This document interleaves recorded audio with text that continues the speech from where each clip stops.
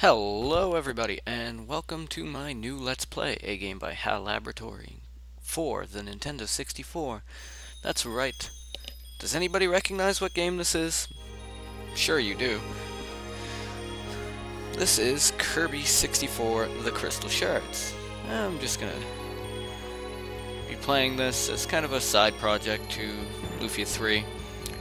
Something to fill in a couple of the days a week that I'm not updating with Lufia. Probably, it's going to be updating 2 days a week, out of Tuesday, Thursday, Saturday, Sunday.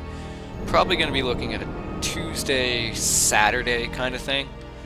I know it's a little strange, but I'm talking over the cutscene here. Basically, the villain from Kirby's Dream Land 3, the Dark Matter, attacks the planet of Ripplestar, and that little fairy there, Ribbon, takes off with the fairy's crystal, and Dark Matter follows her and sends her down to Popstar, breaking the crystal and giving us the aforementioned crystal shards.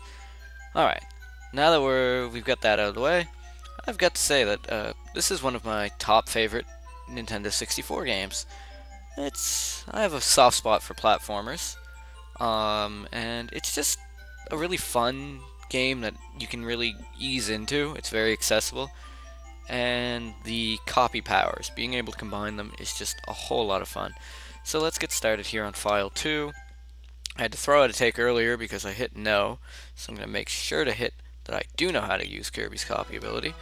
And there's our little pink hero himself. And there's that fairy. Like I said, her name is Ribbon. She's got holding on to one little piece of that crystal. And, well, Kirby's got another one that happened to hit him in the back of the head. So, what are they gonna do? Well, now they have a full crystal shard. So they had, like, crystal shards before, I guess. I don't know. Anyways, Kirby, being the nice little fellow that he is, volunteers to help Ribbon in her search for the crystal shards. As is typical with Kirby games, we start on Popstar. So let's get going. Quick run through the controls. I'm using a Nintendo GameCube controller because I'm playing this on the Virtual Console. So I'm able to use either the D-pad on the GameCube or the analog stick. The analog stick is a bit more comfortable on the GameCube to use, so I'm going to be using that. Use A to jump. Use B to inhale. By inhaling enemies, as is pretty typical with any Kirby game, you can spit them out at other enemies to do damage, or specific enemies, like the fire guy just inhaled, or this guy, will give us powers. In this case, the needle power.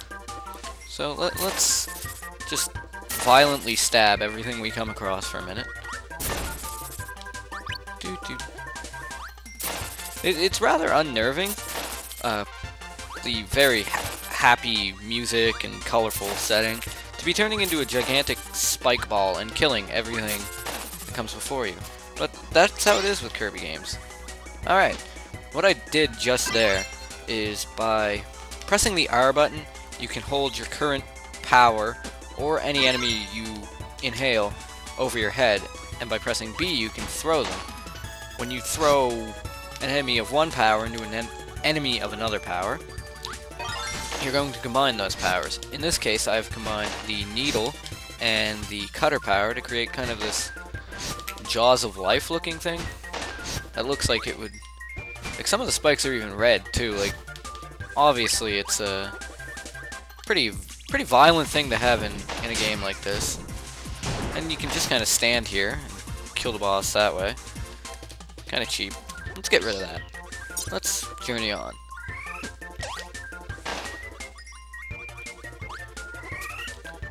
The regular cutter power in this game, I don't like. Because in like previous games, Kirby would throw like an actual steel blade. In this game, he throws a part of his body, and it limits what he can do. Like, all you can do is jump right now. You can't fly, you can't swim properly, which makes having cutter in water levels a pretty bad idea. Alright, so let's get rid of cutter. I'm gonna probably refrain from using it as much as I possibly can. It's definitely my least favorite power in this game, which is a shame because I usually like the cutter power. Okay, we're gonna need this power right here. Yep, we're gonna need the bomb. We could combine it with something else, but for now we'll just stick with the regular bomb. The longer you hold B, the longer you throw your bomb. So you can just kind of rapid tap. Although rapid tapping doesn't, like, I'm tapping rapidly now and I'm actually getting good throws. You have to kind of space it out if you want to just drop in front of you. Anyways, it's not important. Alright. Yeah, as you can see, there was a crystal shard hidden under that block. There are going to be color-coded blocks all through this game. All through this game. Like that. Hey. What the hell, man? Alright, I kind of inadvertently got a double bomb there. And there's Waddle Dee. Better leave that alone, Waddle Dee. It's not yours. Uh-oh. Waddle Dee. Waddle Dee, no. No, no. No. Oh, jeez. Well, that couldn't have ended well, could it? Kirby sees his friend. He's quite happy to see him. Except for the fact that he's a Waddle-Doo! Yes! He's been possessed by the dark matter and turned into a Waddle-Doo. Look, you can see, it doesn't seem to use the beam attack that Waddle-Doo typically does. So he just kind of walks back and forth, jumps. If you don't have a weapon, you can just inhale the stars that he knocks out when he jumps. But I happen to have double bomb, which shoots 3 homing missiles. So I was able to dispatch of Waddle-Doo pretty easy. But Waddle-Dee's still okay. So that's fine. That's good. Hey, you want to come along? Okay. Yeah, we could use you. Alright. Yeah, we're recruiting. Okay. This little end-of-level minigame, when you press the A button, Kirby's going to stop, and he's going to face whichever direction he happens to be facing when you hit the A button. And then, depending on when you... he prepares the jump, and depending on when you hit the A button, his jump will either be really long, really short, or however. Now, as you can see, there's a Maxim Tomato that would heal us completely. The cake would give us 1 health back. 1-up's pretty self-explanatory. The stars would add to the little meter down at the bottom of the screen. When you fill that up, you get an extra life. And the little card directly in front of me is a monster info card. I can't remember exactly how many there are in the game, but we're gonna try getting most of them when we do this, unless I really need the health or something.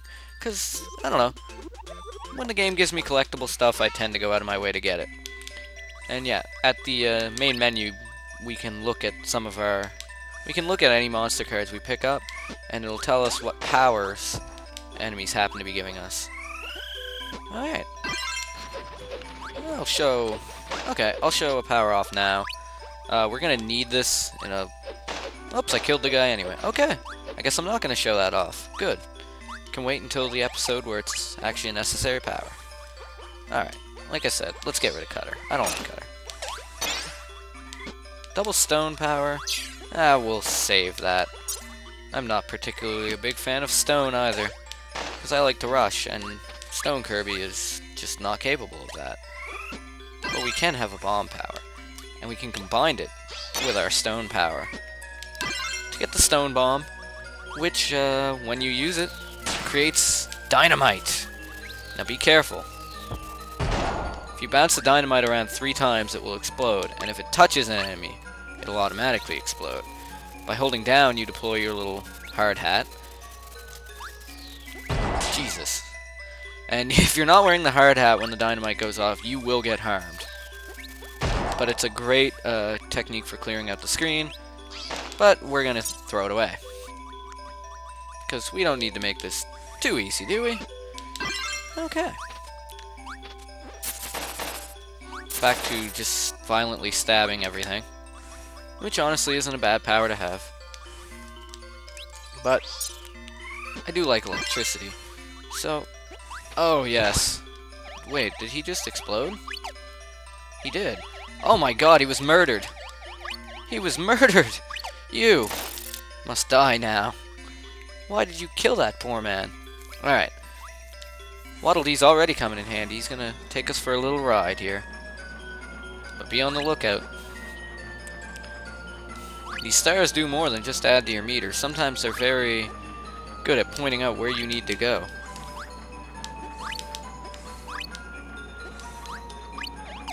See, right there? What do you think's down there? A crystal shard. And we can safely make it back up and continue onwards. The only slight against the regular electric attack is that it doesn't have a lot of range. Yeah. Make sure to not go straight down. If you go straight down, you'll miss this maximum tomato and an extra life. So make sure to fall to either your right or left there. But electricity does let you do things like this. Just kind of stand there and destroy the boss. About as easy as possible. And now we're going to meet our second partner. A young painter named Adeline. What a cute little girl she is. I hope that didn't sound as horrible as it did when I said it. It probably sounded really bad, didn't it? She too is enticed by the crystal. And she too becomes a target of dark matter. Fortunately, her possession doesn't lead to her becoming a Cyclops, because that would just be terrifying looking. However, she does look pretty mean, doesn't she? And now we have our second little boss fight. What she's going to do is she's just going to paint things to attack us. Not very difficult. You can even... I don't think you can inhale these. Most of these. But since we have the electricity power, we're just going to kind of stand around and do this. I wonder what that possibly could be, considering it's blurred out. It's kind of weird looking, isn't it? Alright. So we take care of those, and she decides to summon something a little bigger. This ice dragon. But, oh jeez. Kind of, oh man. Kind of not being very smart here. Beat the ice dragon, and she's gonna summon dark matter itself. But dark matter is pretty easy too with the electricity power. Just get near him, and when he does his little swoop down attack like Krakow, you can just do that. And now she comes at you personally. The thing about her though is she only takes one hit. And we could do it with the electric power, but we can also just slide into her, which I think is the optimum way. Perfect. Kicked her butt right off the screen, and we got our crystal shard. Excellent. Well, Ribbon's happy. I may be causing mass violence wherever I go, but at least the little fairy girl is happy, right? High fives! Yes! What's that, Adeline? You wish to join us on our quest? That sounds good. Alright. Yep. Alright. So away we go. And let's see if I can't get that card. Yep. Thought I overshot it for a second. Okay. So that was the first 2 levels of Popstar. Popstar only has 4 levels. All the other worlds have 5, I believe. And we haven't missed a crystal shard yet. But we're running a little close to the time limit, and I don't think I'd have enough time to do this level. So we'll be taking care of that next episode. So this was Irrational X playing Kirby 64, the Crystal Shards. And thanks everybody for watching.